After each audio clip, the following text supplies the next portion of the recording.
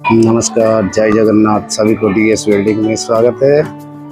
आज आपके जयप्रकाश यहाँ तितलागढ़ में, और ये है तितलागढ़ रेलवे स्टेशन की नज़ारा।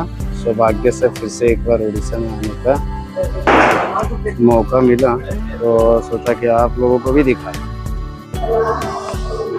ये अपना उड़ीसा तितलागढ़ है।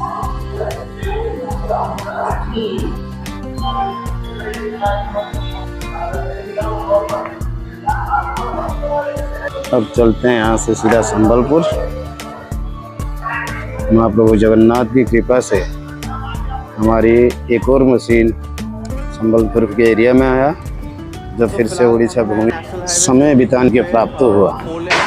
और ये हमारा उड़ीसा का, यहाँ पे जहाँ पे है वहाँ पे धनिया वगैरह ज़्यादा है, गेहूं के भी खेत। इसी के साथ आगे बढ़ते हैं।